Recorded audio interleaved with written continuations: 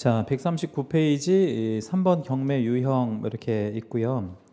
이제 1번에 동산 경매하고 부동산 경매와 동산 경매 이렇게 나눠볼 수 있는데, 부동산 경매는 이제 법원에서 이렇게 이제 그 사람들이 모여서 이렇게 진행하게 되고, 동산 경매는 동산이 있는 장소로 사람이 가서 말하자면 그 경매를 진행하게 돼요. 좀 방식이 다르죠. 예, 다시 한번 말씀드릴게요. 부동산 경매는 법원에서 모여서 하죠. 예, 법원에 모여서 하고, 동산 경매는 동산이 있는 곳에 가서 사람들이 가서 이제 경매하는 방식으로 이렇게 진행하게 되는데, 예를 들자면 그건 거죠. 뭐 가령 신용카드 회사에서 신용카드 연체하면 집에 있는 뭐 세간살이 같은 거 이제 압류 딱지 붙이고 경매할 수 있잖아요. 예, 그러면 어디서 그 세간살이 경매를 하냐면, 뭐 아파트다 그러면 아파트 거실에서 하는 거예요. 아파트 거실에서 쭉 둘러 앉아가지고 이제 지금부터 뭐 냉장고 경매하겠습니다, 뭐 이렇게 하면 최저가 뭐 10만 원이다. 예, 근데 거기서부터 이제 진행을 하는 거죠. 예, 그래서 뭐 나는 12만 원에 사겠다. 그럼 같이 온 사람이 나는 13만 원에 사겠다. 이런 식으로 이제 말로 해요. 말로 이렇게 해가지고 뭐 어떤 사람이 한 17만 원 이렇게 이제 불렀는데 더 이상 이제 부를 사람이 없다. 그럼 이제 낙찰이 되는 거고, 그럼 17만 원을 집행관한테 내고 냉장고 가지고 가면 되는 거죠. 그러려면 뭐를 이렇게 대절을 해서 가져가야 되겠어요? 저 자동차 뭐 이런 거 있어야 될 거 아니에요. 그 용달차 뭐 이런 거. 예, 그래서 그것만 또 전문적으로 하러 다니는 사람들이 있습니다. 이번에 집행을 누가 하는지에 따른 구분해 가지고 사경매와 공경매로 나눠볼 수가 있는데요. 이 사경매는 이제 그 사인이 이렇게 하는 어떤 경매라고 생각하시면 되는데, 사실 시장으로 따지면 사경매 시장이 훨씬 크죠. 왜 클 수밖에 없냐면, 우리 뭐 그 서울에 가락동에 가면 무슨 시장이 열려요? 농산물 경매 시장, 엄청 규모 크게 열리죠. 그래서 우리 또 노량진에 가면 또 뭐 또 경매 시장이 있겠어요? 수산물 경매 시장, 뭐 그런 것 막 이렇게 규모로 보면 훨씬 크고, 공경매라는 건 이제 말하자면 국가기관이 개입해서 하는 거를 공경매라고 하는데, 아무튼 부동산 경매는 뭐다? 사경매다 아니면 공경매다? 공경매에 들어가 법원이 개입해서 하기 때문에 부동산은 사경매 시장은 아예 없고, 우리 그 부동산 경매는 100% 공경매로밖에 진행할 수 없습니다.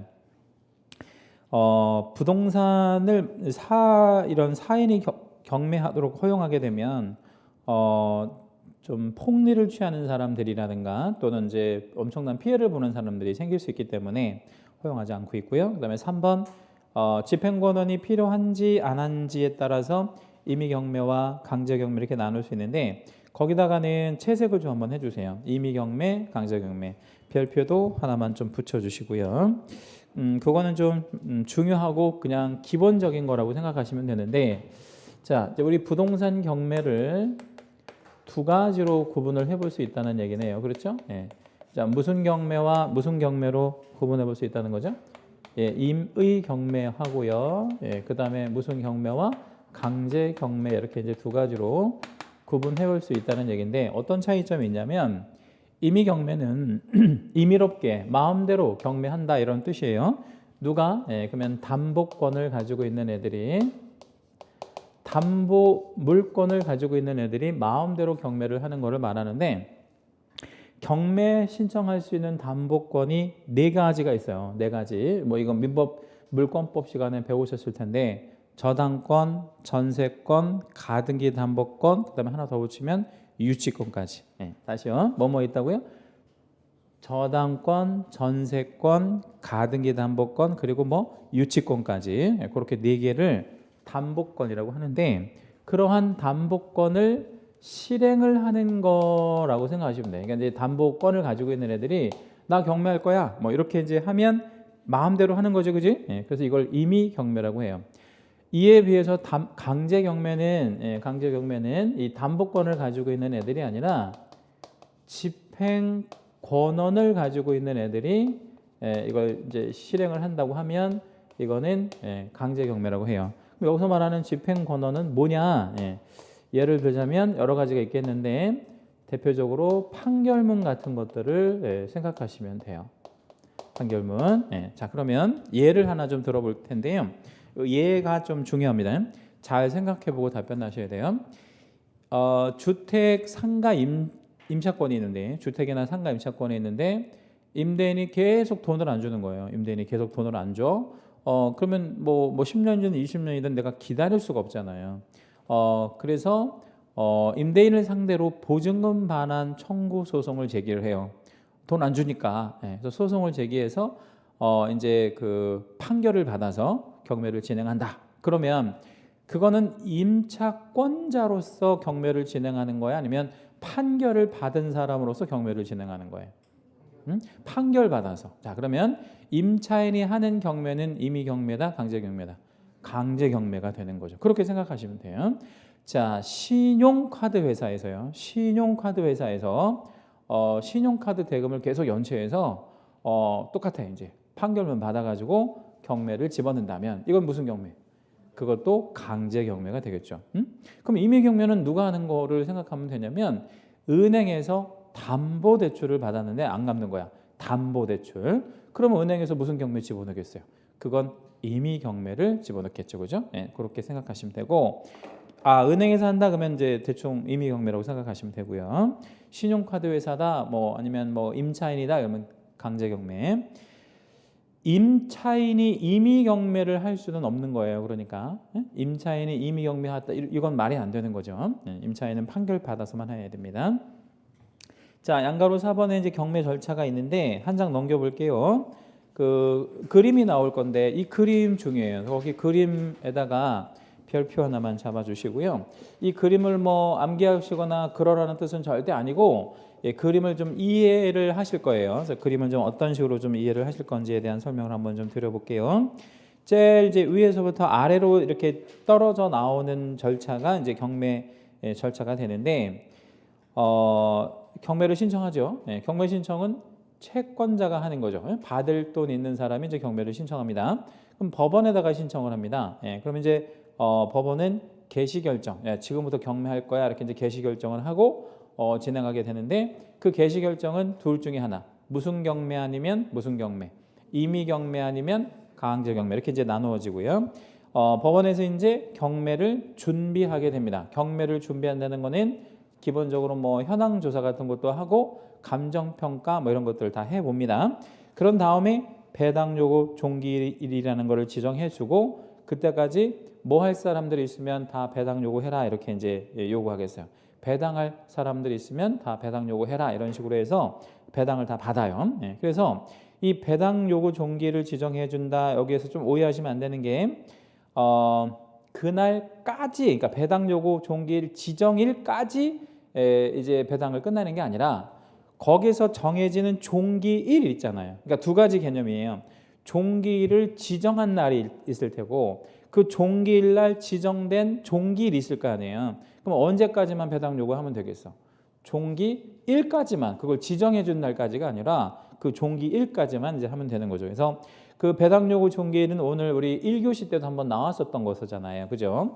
아까 우리 주택임차인, 상가임차인은 언제까지 대항 요건을 유지해라. 배당 요구 종기일까지 법원에서 정해주는데 매 사건마다 그때까지 그 대항 요건을 갖고 있어야 됩니다. 그래서 받을 돈 있으면 그때까지 다 배당 요구도 다 해야 되고 그리고 나서 이제 경매를 며칠 날 하겠다 이렇게 이제 지정 공고를 해주게 됩니다. 그리고 나서 이제 밑에 보니까 입찰 혹은 매각 실시 이런 말 나오는데 거기에다가 이렇게 채색을 좀 하나만 해주시고요. 입찰 혹은 매각 실시에다가 채색 한번 해주신 다음에 그 오른쪽 여백에다가 이렇게 한번 적어볼게요. 경매하는 날이라고 생각하시면 돼요. 그 날이 경매하는 날. 이거를 편하게 생각하면 경매하는 날인데 정확히 말하면 입찰하는 날이 맞죠. 근데 우리가 이제 쉽게 생각하면 경매하는 날이구나. 그러면 아까 제가 이렇게 말씀드렸죠. 부동산 경매는 어디서 하고 동산 경매는 어디서 한다 그랬어요. 오늘이 경매하는 날이야. 그러면 부동산 경매를 만약에 하러 갈 거면 어디로 가야 돼? 법원으로 갈 거고 동산 경매는 그 장소로 가야지. 그러면 그 장소가 어딘지는 미리 알아놓고 있어야지. 저 법원 홈페이지에 들어가서 무슨 그 동산을 경매할 건지 뭐 이런 거. 24일 날 북부지방법원에 이제 그 지금 강남에서 그 경매 수업도 제가 지금 경매 강의를 하고 있는데 한 40명 정도 경매를 그 듣고 있어요. 그래서 이제 한 그분들하고 그 북부지원에 이제 법원에 견학을 갔었는데 부동산 경매는 시간이 딱 정해져 있으니까 그때 딱 끝나면 이제 못 보잖아요. 그래서 그때 이제 보고 한 10m 정도 가다 보면 북부지방법원 집행관 사무실이 또 있어요. 거기에 가면 또 뭐를 볼 수 있냐면 동산 경매하는 그 어떤 목록 같은 거 이렇게 열람을 시켜주거든, 게시판에. 거기 보면 봤더니 뭐가 이제 그 경매한다고 실려 있냐면 양주, 주류 창고가 이제 압류가 된 거야. 주류 창고 그 창고가. 그러니까 거기 주류 창고 안에 뭐가 압류가 딱 느꼈어요. 술이. 그래가지고 이제 거기 보니까 뭐 발렌타인 30년산 뭐 이거 막 300병 압류됐더라고. 그래가지고 한번 가보려고요.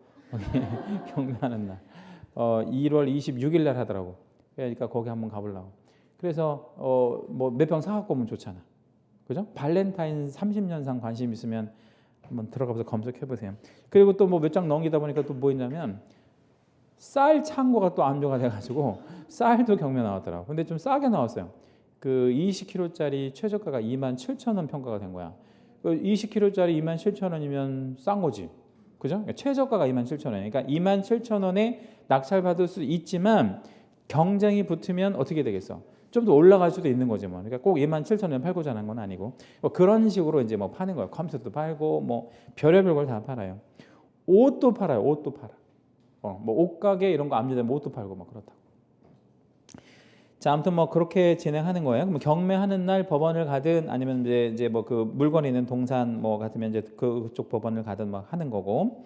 그리고 나서 이제 경매했는데 그 이제 최고가, 재고 높은 사람이 결정이 되면 그 사람한테 이제 허가 결정이라는 걸 해주게 되는데 입찰 실시가 이제 하나의 매매로 간주하면 청약이라고 본다면 아직 승낙을 해준 게 아니니까 허가 결정을 해줘야 승낙이 되는 거죠. 그래서 이제 허가 결정 기일이 이제 잡히고 그리고 나서 밑에 또 허가 결정의 확정이라는 날짜가 또 이제 필요한데 그거는 이제 그 허가 결정에 대해서 불만이 있는 사람들이 있을 수 있으니까 그 사람들한테 항고하는 기간을 좀 주는 거고요.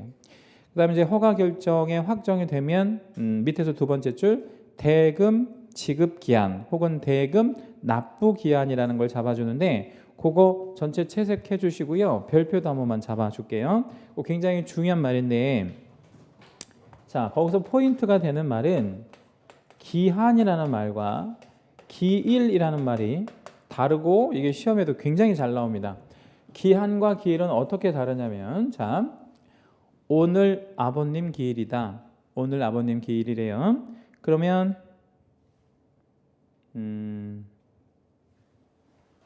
오늘 제사 지내야 돼? 아니면 뭐 땡겨서 막 지내거나 늦춰서 하거나 아무 때나 해도 되는 거예요. 오늘 해야지 오늘. 그래서 기일은 지정일 날 하는 게 기일이에요. 지정일에 말하자면 납부를 해야 되는 거죠. 기한은요. 그날까지.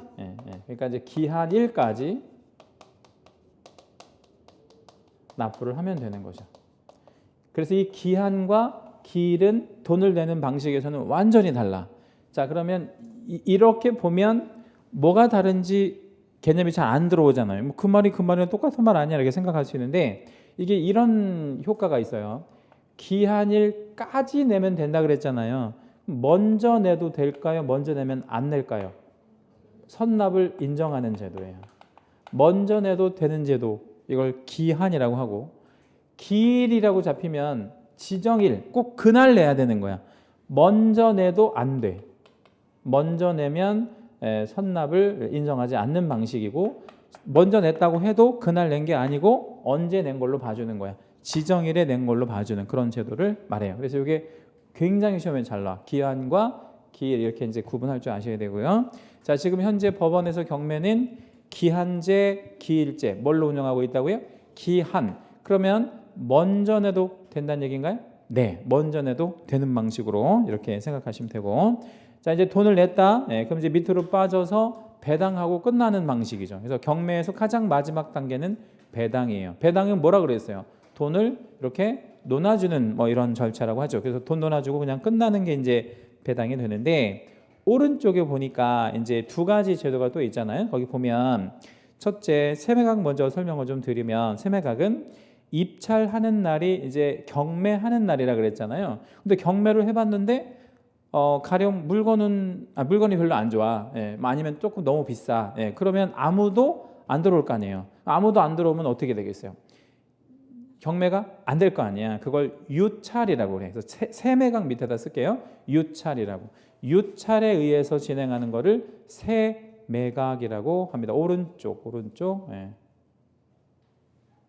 아니 왼쪽. 거기 왼쪽에 오른쪽. 여기 나를 잠깐 봐봐요. 여기 있잖아요. 여기 세매각. 글씨가 자그마해서 잘 안 보이죠? 자, 세매각은 뭐에서 다시 한다고? 유찰. 유찰한다는 게 무슨 뜻이야? 아무도 안 산다는 거지. 그러니까 사람들의 생각은 이거는 너무 뭐해서? 비싸서 안 사겠다 이런 얘기니까 그걸 이제 세매각하는 거고. 그러면 다음에 세매각 할 때는 돈을 조금 낮춰서 진행하겠죠, 그죠? 예. 똑같이 하면 또 안 살 거 아니에요. 근데 이제 재매각은 뭐냐면, 경매를 했는데 누군가가 낙찰을 받았어요. 그래서 이제 허가 결정도 해주고 허가 결정까지 확정이 됐는데, 최종적으로 뭐를 안 낸 거야, 이 사람이? 돈을 안 낸 거야. 돈이 없어서 안 냈거나 뭐 물건이 안 좋아서 안 냈거나 이렇게 돈을 안 내잖아요. 그러면 끝끝내 이건 경매를 하긴 해야 되잖아요. 그래서 다시 진행하게 되면 그걸 무슨 매각이라고 하냐면 재매각이라고 합니다. 그럼 재매각에는 밑에다가 쓸게요. 뭐라고 쓸 거냐면 대금 미납이라고. 대금 미납에 의해서 다시 경매하면 그건 무슨 매각? 재매각. 이렇게 얘기하고요. 재매각 쪽 밑에 대금 미납에다가는 채색하시고 별표 한번 붙이세요. 그거 시험에 좀 잘 나오고요. 다시, 재매각은 어떻게 해서 하는 경매라고요? 대금을 안 내서 하는 거, 대금을 안 내서 하는 거를 재매각이라고 한다. 이렇게 생각하시면 됩니다. 자, 이제 경매 이제 절차의 이제 큰 흐름은 이제 한번 쭉 말씀드렸는데, 밑에 이제 그 경매 절차하고 관련해서 뭐 여러 가지 이제 뭐 이렇게 기술을 좀 쫙 해놨잖아요. 근데 여기에서 이걸 다 보실 필요는 없고 7번 항목이 좀 중요한데 7번 항목을 좀 한번 제가 먼저 읽어드리고 요거에 대한 설명을 한번 좀 해보도록 하겠습니다. 7번을 한 6줄 줬는데 한번 제가 빨리 한번 읽어볼게요. 입찰의 종결 단계에서는 입찰이 마감되면 집행관은 입찰한 사람을 참여시킨 상태에서 입찰표를 개봉한다. 개찰 결과, 까본 결과라는 거죠. 입찰표를 까본 결과 최고가로 매수의 신고를 한 사람, 이 사람을 최고가 매수 신고인이라고 부르고, 있으면 집행관은 그 최고가 매수 신고인의 성명과 그 가격을 부르고 차순위 매수 신고를 최고한 뒤, 그러니까 최고한다는 거는 할 사람 있냐 없냐 이렇게 이제 물어본 뒤 적법한 차순위 매수 신고가 있으면 차순위 매수 신고인을 정하여 그 성명과 가격을 부른 다음 매각기일을 종결한다고 고지한다. 최고가 매수 신고인과 차순위 매수 신고인이 결정되면 이들을 제외한 다른 입찰자는 매수의 책임을 벗게 되므로 즉시 매수 신청 보증을 돌려줄 것을 신청하여 매수 신청 보증을 반환받을 수 있다. 이렇게 되어 있죠. 자, 여기까지 이제 쭉 보니까 약간 어려운 말이 하나 나왔어요. 어떤 말이 좀 어려우냐면 그 몇 번째 줄이냐면 네 번째 줄에 보면 네 번째 줄 앞부분에 보면 적법한 차순위 매수 신고가 있으면 뭐 이런 말 나오죠. 그거가 좀 어려운 말이야. 적법한 차순위 매수 신고. 그 말은 아무나 차순위 매수 신고할 수 있는 게 아니다라는 뜻이겠죠. 그래서 이거를 제가 사례를 하나 좀 드릴 텐데 이 사례를 꼭 적어 놓으셔야 되고요. 굉장히 중요하고, 그러니까 경매에서는 제일 중요하다 이렇게 보시면 돼. 경매 파트에서 가장 여러 번 나오기도 했고 가장 중요한 건 이 차순위 매수 신고다 이렇게 생각하시면 됩니다. 자, 집이 하나 있고요. 집. 우리 이제 그냥 간단하게 계산하기 좋게 최저 매각가가 1억짜리 잡힌 집이 경매에 나왔다고 한번 가정해 봅시다. 집인데 1억짜리 최저 매각가 집이 이제 경매 나온 거예요. 이 최저 매각가라는 건 무슨 뜻이냐면요. 이거 이상은 뭐 해줘야 된다는 뜻이야. 최저 매각가니까 이거 이상은 써줘야 된다는 뜻이야. 그럼 이거보다 낮게 쓰면 된다? 안 된다? 안 돼. 이거보다 낮게 쓰면 무효예요. 이거 이상으로 써줘야 되는 금액이 얼마에 지금 잡혔어요? 1억에 이제 지금 잡혔다는 거야. 1억에. 그러면 경매하는 사람들은 말로만 가지고 경매해도 된다? 아니면 말로만 하면 무효다? 그러니까 경매하러 오늘 이제 뭐 가령 동상 경매든 부동산 경매든 이제 하러 갈 거야 내가. 근데 그냥 내가 아무것도 안 갖고 이제 소위 말해서 지갑을 안 갖고 가면 경매하는 거 무효다, 유효다? 무효야, 무효. 돈을 갖고 가야지, 그죠? 네. 그러니까 돈을 내고 경매를 해야 되는 거지, 돈을. 근데 얼마를 걸고 해야 되냐면 최저 매각가의 10%를 걸어야 돼. 그러니까 이거에 몇 퍼센트를 건다고요? 10%를 보증금으로 걸어야 돼. 이걸 매수신청 보증금이라 그래요. 자, 그런데 이게 되게 중요한 게 뭐냐면 옛날에는 내가 얼마에 입찰하려고 하는지를 따져서 그거의 10%였거든요. 근데 지금은 그게 아니고 내가 얼마를 써도 상관없어. 내가 얼마도 써도 상관없고 뭐 내가 10억을 쓰든 뭐 2억을 쓰든 상관없는데 무조건 얼마를 걸어야 돼. 이 사례에서는 그러면 1,000만 원은 무조건 걸어야 돼. 이 사건에 입찰하는 사람은 무조건 1,000만 원을 걸고 들어와야 돼. 그게 중요. 자, 그럼 이제 이 사건에 누구누구가 이제 입찰을 했냐면 자, 4명이 입찰을 했다고 한번 쳐봅시다. 네, 이렇게 A에서 D까지 4명이 이제 이 사건에 입찰을 했어요. 자, A가 얼마를 썼냐면 1억 2천을 쓴 거야. 그러면 이 A는 얼마를 걸고 1억 2천을 쓴 거예요. 1,000만 원을 일단 걸어놓고 쓰기는 1억 2천을 쓴 거죠, 그죠? 자, 그럼 나중에 얼마만 내면 돼 얘는? 만약에 얘가 낙찰이 된다고 했지만 1억 1,000만 원만 내면 되는 거죠. 이미 1,000만 원은 걸었으니까. 자, B는 얼마에 썼냐면 1억 1,500에 썼어요. 자, C는 얼마에 썼냐면요 1억에 쓴 거예요. D는 9천만 원에 썼대요. 자, 그러면 이 중에서 유효인 입찰자 3명, 무효인 입찰자 1명 있죠. 자, 누구는 무효야? 일단 D는 무효야. 얘는 왜 무효야? 최저가를 안 지켰으니까 얘는 무효라고. 그러면 이 3명이 일단 유효한 입찰이 되겠네요. 그죠? 네. 일단 이 3명은 유효한 입찰을 한 거 맞아요. 그죠? 자, 그러면 이 집은 채무자 소유의 집이긴 한데 법원에서 팔아주잖아요. 그러면 가급적이면 비싸게 아니면 가급적이면 싸게 어떻게 팔아주는 게 원칙이겠어요? 가급적이면 비싸게 팔아줘야지. 아무래도 뭐 강제 집행하더라도 가급적 싸게 팔아주면 말이 안 되지. 그러면 법원에서는 누구를 최고가 매수 신고인으로 결정해 줄까요? A를. 여기를 이제 최고가 매수 신고인이라 그래요. 여기는 왜 신고인이라 그러냐면 아직 관청에서 허가해 준 게 아니기 때문에 신고만 했다 그러는 거예요. 그러면 이 사람은 1,000만 원 걸고 최고가가 된 거죠. 그러면 그날 1,000만 원 가지고 갈 수 있어? 아니면 못 가지고 가? 그러니까 이날 내가 여기 입찰할 때 1,000만 원 걸었잖아요. 그걸 가지고 집에 가? 아니면 못 갖고 가? 못 갖고 가는 거지. 왜 갖고 가면 안 되냐면 이 사람은 1,000만 원을 계약금 쪽으로 걸어놓은 거란 말이야. 그 나중에 이 돈 안 내면 그 계약금은 어떻게 될 거야? 몰수 당하는 거야. 그러니까 이거는 1,000만 원 가져가고 오면 안 되지. 자, 그러면 이제 B하고 C는 소위 말해서 떨어진 거예요. 그쵸? B하고 C는 떨어졌잖아. 그럼 떨어졌으면 어떻게 해야 돼? 집에 가야지 뭐. 집에 가는데 이때 1,000만 원은 가지고 가? 못 가지고 가? 가지고 가는 거야. 왜? 얘는 그 어떤 내가 매수 신청을 하긴 했지만 얘한테 떨어졌으니까 나는 매수 신청의 구속에서 벗어났잖아. 집에 가면 되는 거예요. 그런데 B가 뭐라고 했냐면 나 이거 한번 해볼게요. 차순위 한번 해볼게요. 라고 신고를 한 거야. 차순위 매수 신고를 만약에 B가 했다. 이렇게 한번 가정해 볼게요. 그러면 이제 차순위가 뭔지 먼저 좀 설명을 드릴게요.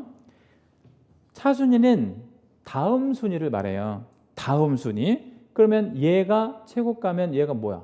다음 순위니까 뭐지?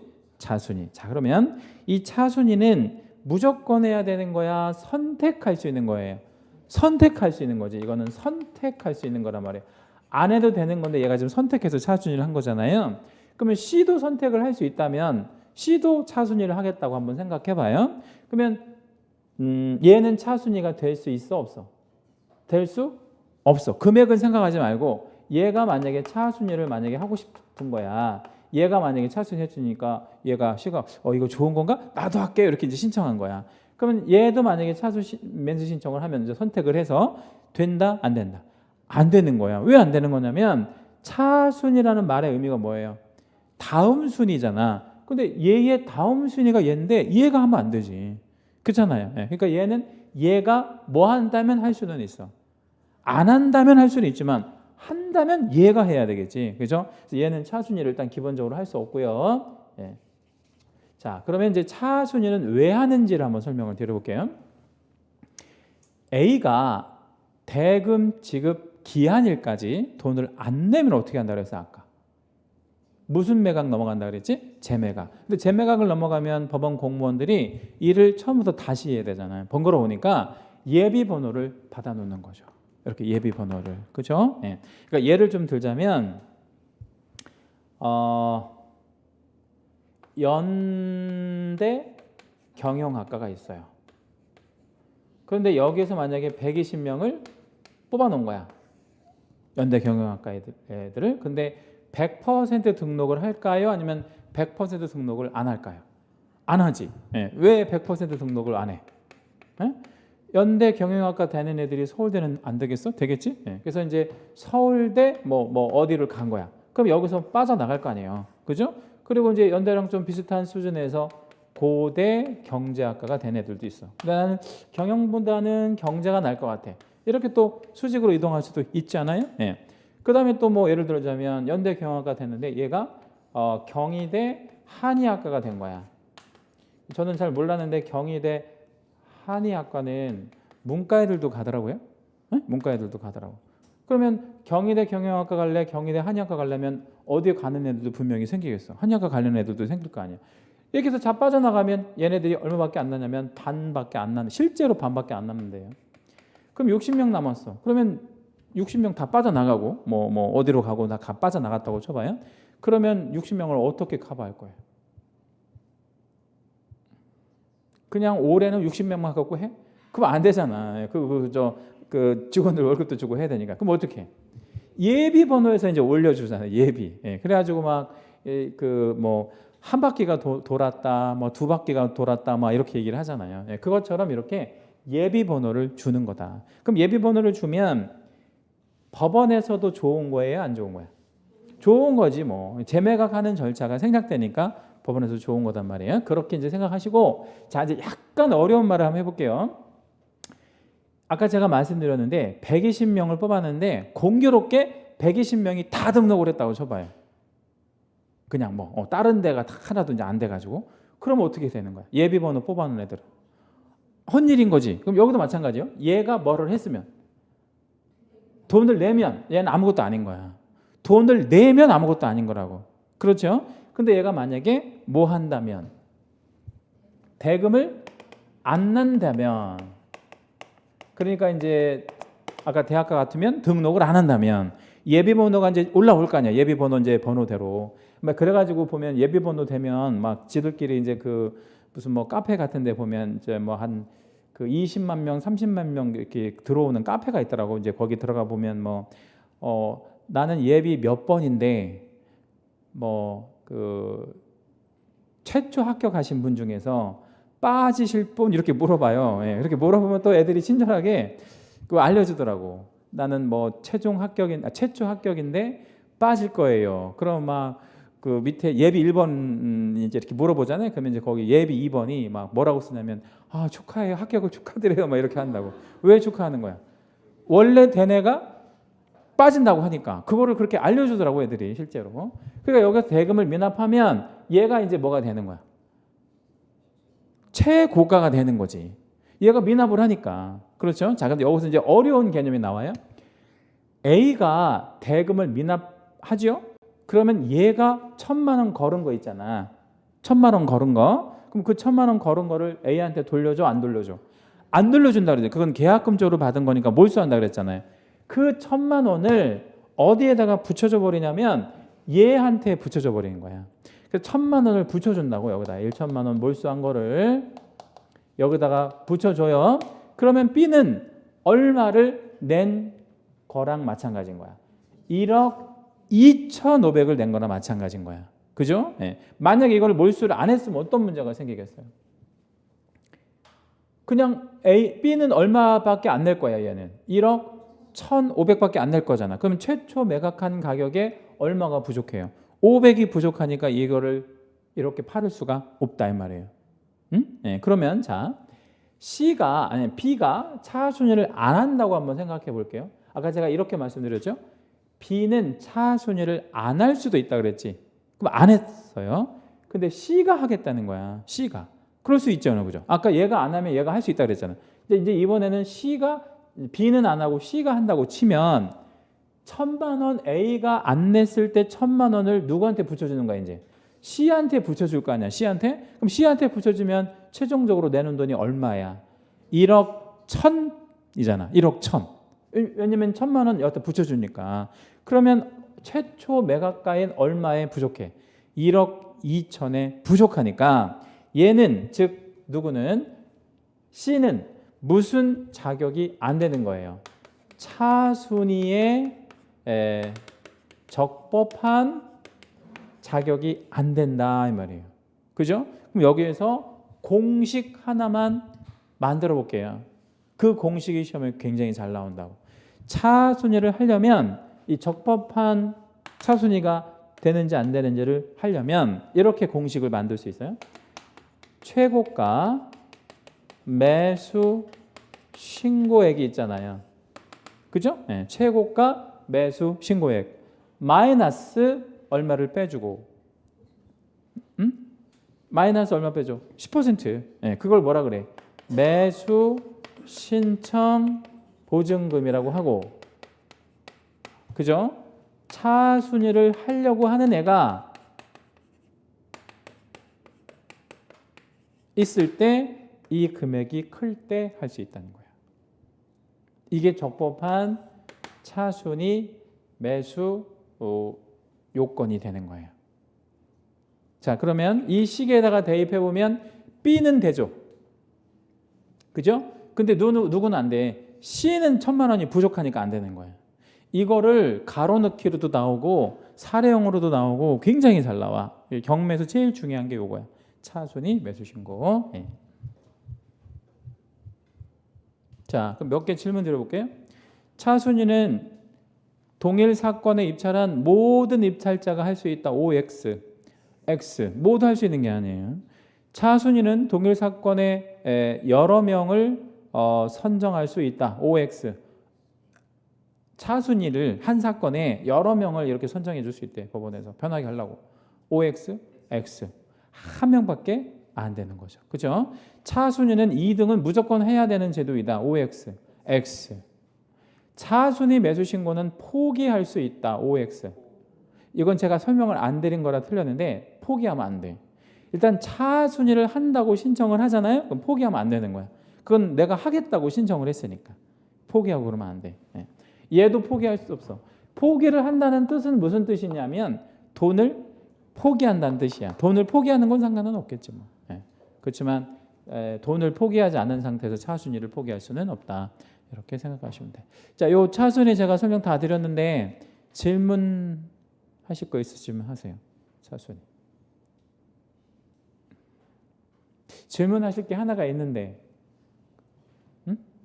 질문하실 게 하나가 있는데 제가 말씀드린 것 중에서,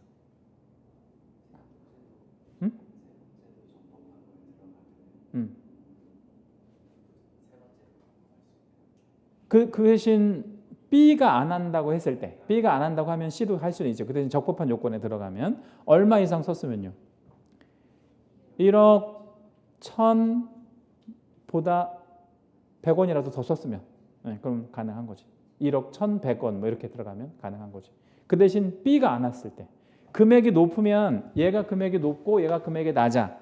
둘 다 적법한 요건은 돼. 그럼 누구를 차순위로 해주는 거야? 높은 애. 자, 여러분 뭐를 질문하셨어야 되냐면 B랑 C가 금액이 같으면 어떻게 돼요를 질문하셨어야 돼. 둘 다 조건이 되는데 B랑 C가 금액이 똑같으면 누구를 차순위로 해줄 거예요. 이렇게. 근데 둘 중에 한 명은 한다고 하고 한 명은 안 한다고 하면 한다고 하는 놈을 해주면 되겠지. 근데 둘 다 한다 그러면 어떻게 해야 되겠어? 먼저 한 사람 아니에요. 응? 먼저 하는 사람한테 해주는 게 아니고 금액이 똑같아. B랑 C가 금액이 똑같아. 둘 다 요건은 되고. 그러면 누구를 해줘야 되겠나? 둘 다 해줄 수는 없어요. 일단 참고로. 응? 추첨합니다. 추첨해. 이렇게 해서 이제 바구니에다 넣어놓고 이렇게 추첨해요. 이렇게 추첨하는 식으로 합니다. 네.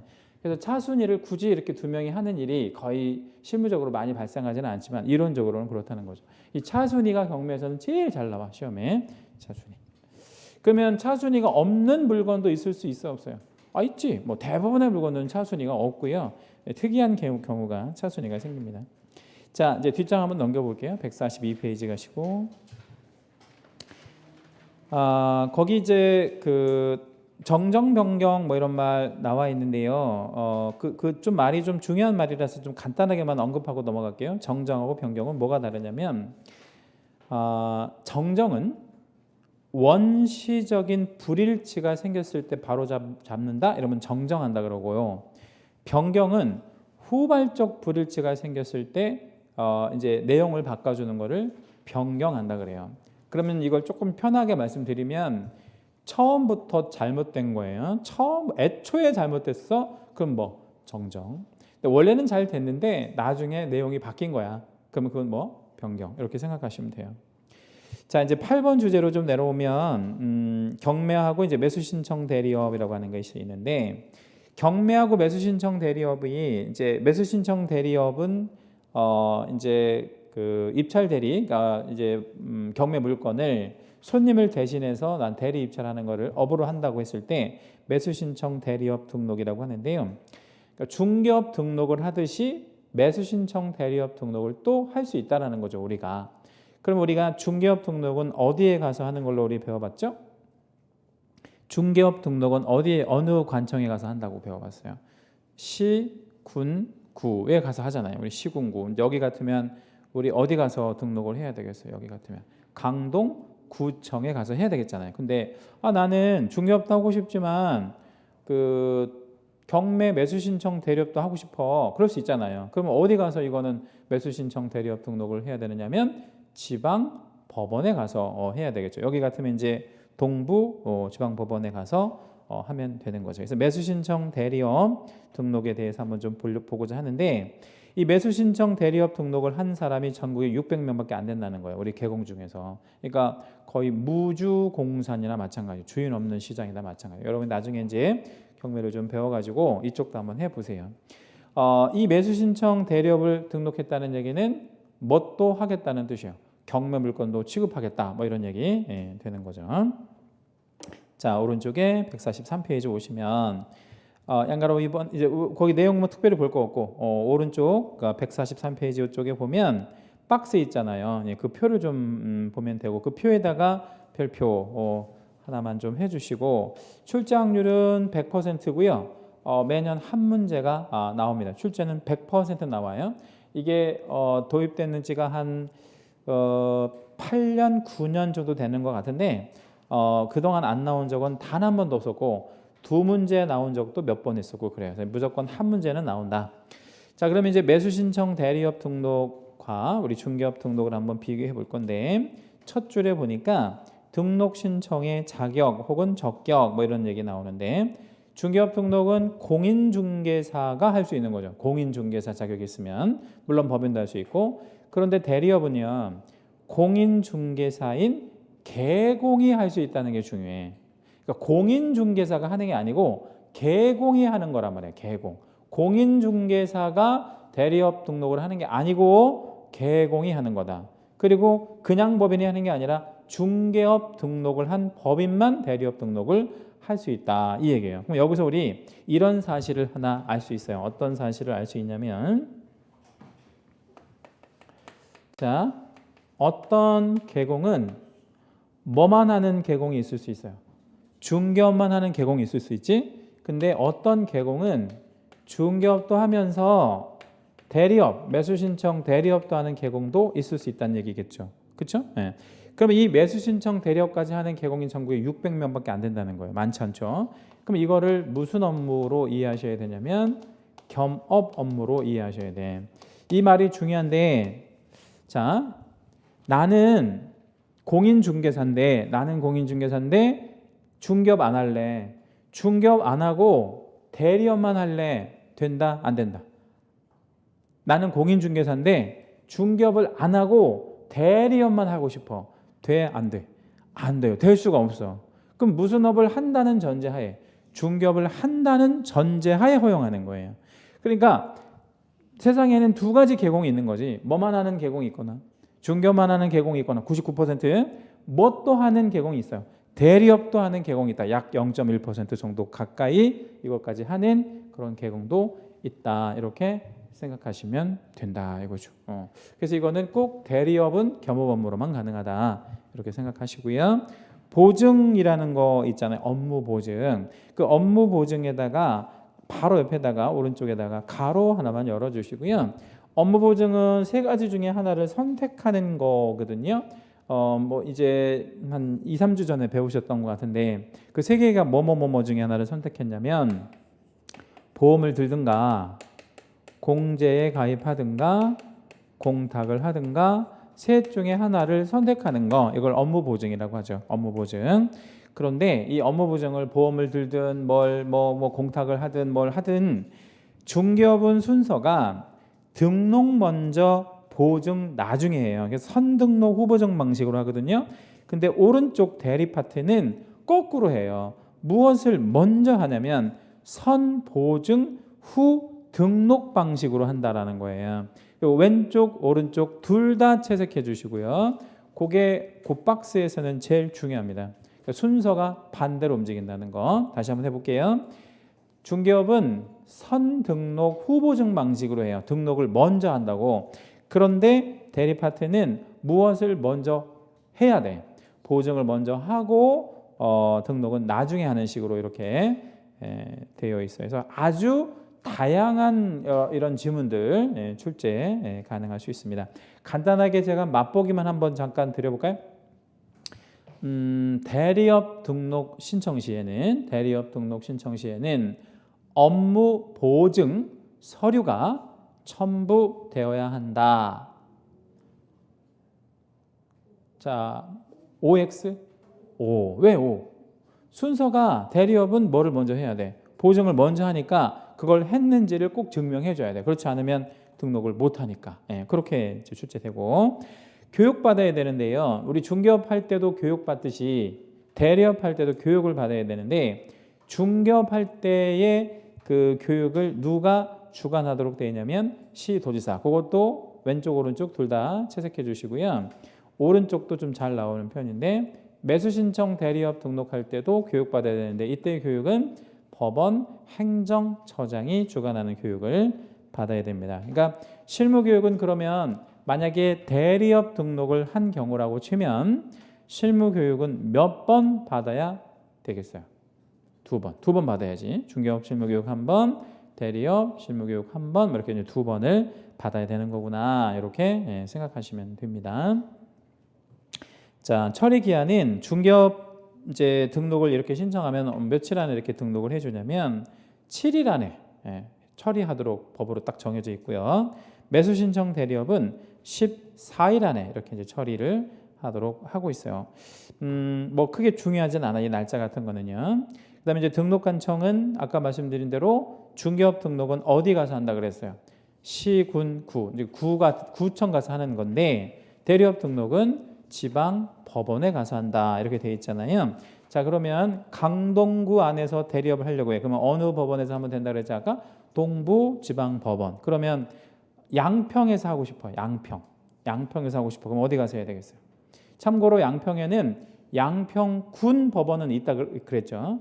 예, 근데 그게 지방 법원이 아니고 군 법원이란 말이에요. 그러면 양평군 법원에 가서 이걸 하면 되겠어, 안 되겠어? 안 돼. 이건 안 되고 양평이면 경기도 양평이 맞죠, 그죠? 그럼 어디 가서 해야 돼? 수원에 가서 해야 돼. 수원지방법원에 가서. 경기도에는 수원의 법원이 있으니까 그렇게 할 수밖에 없다. 그러니까 그 해당되는 도시에 법원이 있는 게 굉장히 중요한 거야. 굉장히 중요하죠. 집값이 많이 달라지고. 안양에 가보면 곳곳에 프랜카드가 막 붙어 있어요. 프랜카드가 뭐라고 막 붙어 있냐면 이렇게 붙어 있어. 안양 지원이거든. 안양 지원을 법원으로 승격해라. 뭐 이렇게 막 빨간 글씨로 막 이렇게 프랜카드를 붙여놨다고.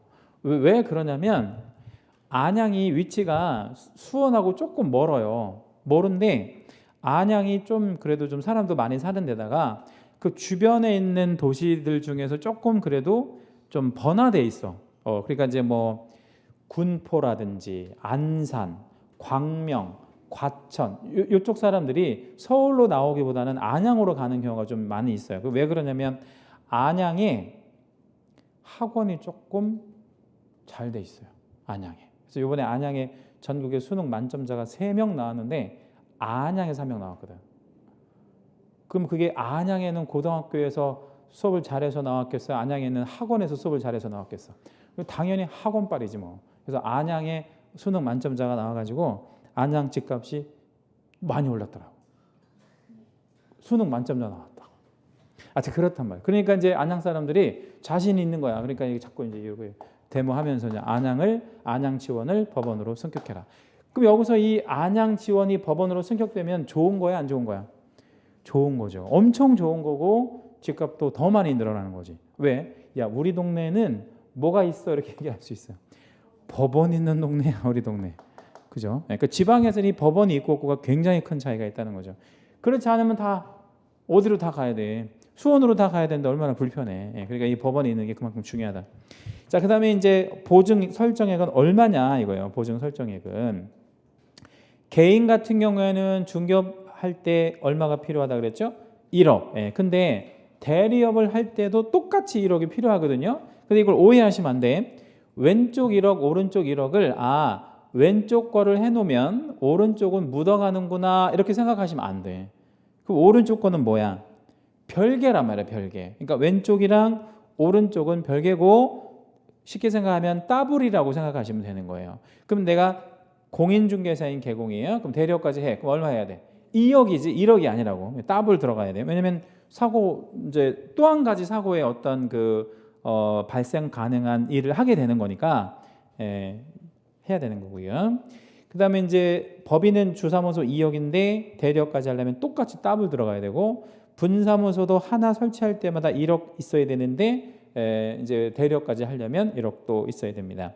하단 여백에다가요 사례 하나만 적어 놓을게요. 여기서 좀 잘 나오는 사례 문제 하나 소개해 드릴게요. 이것도 잘 나오는 편이고, 자, A라고 하는 중개법인이 있는데 얘가 30개의 분사무소를 설치했다고 가정해 볼게요. 그리고 모두 대리업을 다 하려고 해요. 라고 가정하고 A 법인의 업무 보증 총액은 얼마냐 이렇게 잘 물어봐요. A 법인의 보증 총액은 얼마냐 뭐 이렇게 잘 물어봅니다. 자, 한번 맞춰보세요.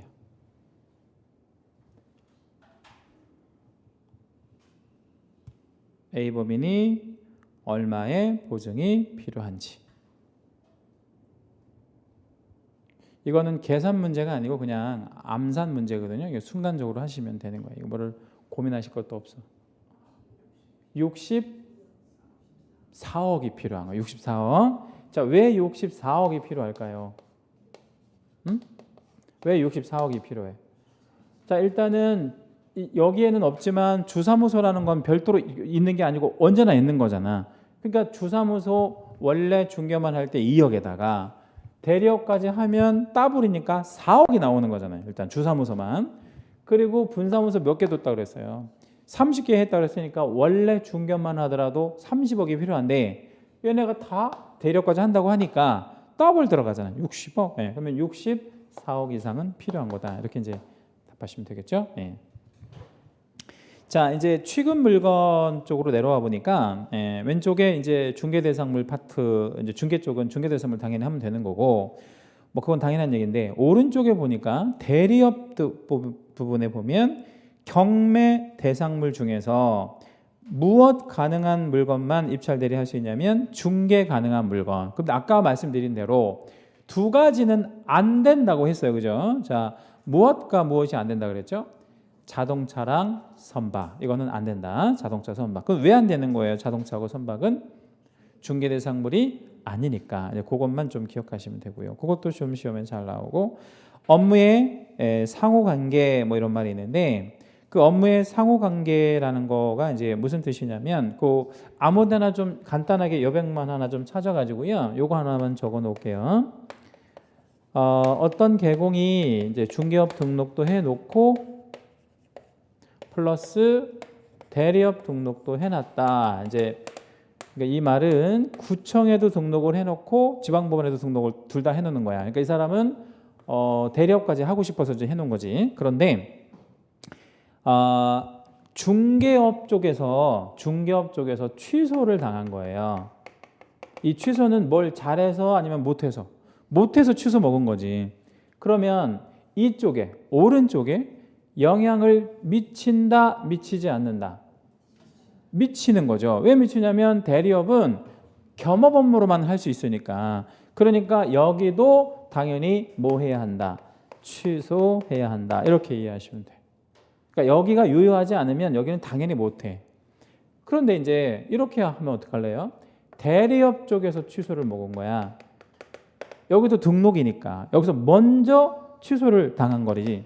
그러면 오른쪽에 영향을 미친다 아니면 오른쪽에 영향을 미치지 않는다. 그러니까 여기 취소되면 이것만 할 수 있냐 이거지. 할 수 있다. 이거는 영향을 미치지 않아요. 이렇게는. 그러니까 중개업 등록이 취소 먹으면 아무것도 못 하는 거고 개공이 아니니까. 그런데 대리업 등록을 뭐 일을 잘못할 수 있죠. 여기도. 그럼 취소 먹으면 이것만 못 하는 거지. 뭐는 하고 당연히 중개업은 하는 거고. 이렇게 이해해 주시면 돼요. 이것도 시험에 굉장히 잘 나오는 편이에요. 자, 그다음에 이제 소공 관련해 가지고요. 우리 소공은 중개업을 할 수 있어요, 없어요? 할 수 있죠. 업무 수행 자체를 할 수 있잖아요. 기초적으로 말하면 뭐 그 확인 설명서도 쓸 수 있고 뭐 거래계약서도 쓸 수 있고 다 쓸 수 있잖아요. 근데 오른쪽에 보니까 소공이 무슨 업무를 하는 거는 안 된다라고 되어 있네요. 매수 신청 대리업을 하는 거는 안 되거든요. 근데 왜 안 되냐면 규정이 없어요. 소공이 이걸 할 수 있다라는 규정 자체가 없고, 그 업무 수행 불가에다가 가로 한 번만 열어주시고요. 이걸 무슨 주의라고 그러냐면 직접 출석 주의가 있고 이걸 작용하기 때문에 하면 안 된다 이 말이죠. 직접 출석 주의가 작용해서 하면 안 된다. 자, 무슨 얘기냐면 아까 제가 변호사 얘기 잠깐 했는데 오늘 제주지방법원에서 변론기일이 잡혔어요. 서울 변호사인데 그러면 바빠. 오늘 서울중앙지방법원에도 변론기일이 또 잡힌 거야. 그럼 변호사가 한 명인데 제주도랑 서울이랑 지금 말하자면 기일이 같이 잡혀버린 거야. 그러면 변호사 이렇게 하면 어때요? 제주도는 사무장이 갔다 오고 서울중앙지방법원은 내가 갔다 올게. 이렇게 하면 된다? 안 된다? 응? 돼? 안 돼? 안 되는 거죠. 왜 안 돼? 그 소송 사건을 위임한 고객은 변호사한테 의뢰한 거지 사무장한테 의뢰한 게 아니잖아요. 그지? 그렇게 그걸 만약에 허용하게 되면 어떤 문제가 생기냐면 한 변호사가 막 수천 건의 사건을 수임해 가지고 뭐만 많이 고용하면 되겠어요.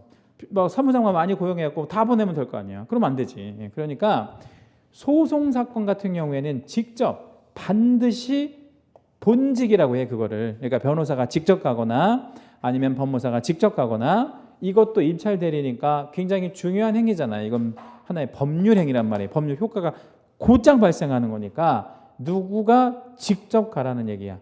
개공이. 누구 보내지 말고 소공 보내지 말고 이거를 직접 출석 주의라고 하고요. 그래서 우리 소공은 입찰 신청, 대리 이런 거 할 수 없습니다. 자, 그러면 질문. 소공이 이게 너무 하고 싶은 거야. 방법이 있다, 없다. 이 입찰 대리를 너무 하고 싶어. 방법이 있어, 없어? 어? 있죠. 뭐 하면 돼? 소공 때려치고 개공이 되면 되는 거지. 안 되는 건 아닌데 그 대신 무슨 신분에서는 안 된다는 거예요. 소공 신분에서는 그걸 할 수가 없다. 이렇게 생각하시면 되겠습니다. 자, 이제 밑에 뭐 여러 가지 이제 뭐 매수 신청 대리 업무 이렇게 7가지 있는데 이거 뭐 중요하지 않고 문제 뭐 이때까지 나온 적은 없고요. 이런 일들을 대충 할 수 있구나 이런 정도까지만 그냥 이해하고 계시면 되고요. 자, 뒷장 넘기시면 144페이지 이제 마지막 페이지인데 거기에 이제 뭔가 이제 뭐 어떤 얘기들이 쭉 써 있냐면 이제 대리 업무를 다 했을 때 결국에 보수를 받으려고 하는 거 아니에요 우리가, 그죠? 자원봉사 하려고 그러는 게 아니니까. 그것만 좀 간단하게 설명드리고 마칠게요. 우리가 이제 중개 행위를 하고 받는 보수를 중개보수라고 하죠, 그죠? 네, 그러면 이거 완전 다른데 매수 신청 대리 업무를 해주고 받는 보수는 중개 보수가 아닌 거지. 이건 대리 보수라고 이렇게 칭하는 겁니다. 예, 그래서 이거는 전혀 다른 개념이다 이렇게 이제 생각하시면 되겠고요. 여기는 일방 최고 얼마까지를 우리가 받을 수 있죠? 일방 최대 얼마까지 받을 수 있죠? 한쪽에 받을 수 있는 거. 응? 우리 이쪽에 중개 보수 우리 한 2주 전에 배웠는데 0.9% 최고 한도 0.9까지 받을 수 있잖아요. 맞죠, 그죠? 네. 그런데 여기 대리보수는 일방 최대 한도가 1.5%까지 받을 수 있어요. 그럼 뭐가 더 센 거야, 보수가? 1.5가 세지. 1.5가. 그런데 이걸 세다라고 또 생각하면 안 되는 게 이쪽은 경우에 따라서 쌍방에게 받을 수도 있다, 없다? 있지. 쌍방수수가 가능한 경우도 있잖아요. 근데 여기는 잘 보면 쌍방수수라는 개념은 있을 수가 없는 거야. 왜 이건 쌍방수수라는 개념은 없는 거예요? 이건 이제 이 대리라는 건 경매 쪽이잖아요. 예, 그러면 이제 잘 생각해 봐요. 왜 이쪽은 쌍방수수라는 개념은 없는 거야? 사주기만 하는 거잖아. 경매 물건은 채무자의 부동산을 법원에서 강제로 집행하는 거기 때문에 채무자한테 돈 달라고 하면 그 어떤 채무자가 돈을 주겠어? 난 지금 내 집 팔리는 것도 억울해 죽겠는데. 그러니까 이거는 많이 받아야 한쪽밖에 못 받는 거구나 이렇게 생각하면 되고요. 여기 실비 받아도 되나요? 여기 실비. 예. 여기도 실비 받아도 될까요? 그냥 상식적으로 생각해 보세요. 네, 여기도 실비 받아도 됩니다. 네, 이렇게 생각하시면 되고요. 요 개념적인 차이가 좀 있는데 좀 다르죠. 이게는 느낌 하는 일도 좀 다른데다가. 자, 뭐 오늘 수업은 여기까지 하고 다음 주에 이제 기본서 가지고 이제 1월부터 첫 진도하도록 하겠습니다. 다음 주 우리 수요일 날이 며칠인가요? 1일 날, 3일 날이네. 3일 날, 1월 3일 날. 자, 1월 3일 날 그 우리 다시 이제 수업 시간에 봐야 되잖아요. 예. 그 마음가짐을 어떻게 하고 오셔야 되냐면 미리 이거 계속 할 건지 말 건지 이거를 고민을 하고 안 할 거면 그냥 안 하셔도 되는데 할 거면 열심히 하셔야죠. 그렇죠? 예. 자, 아무튼 뭐 여러분 새해 복 많이 받으시고 다음 주가 내년이네요. 내년에 뵙겠습니다. 수고하셨습니다.